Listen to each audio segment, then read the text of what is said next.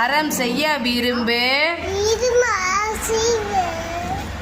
ஆறுவது சினம் இயல்வது கரவேல் ஈவது விளக்கேல்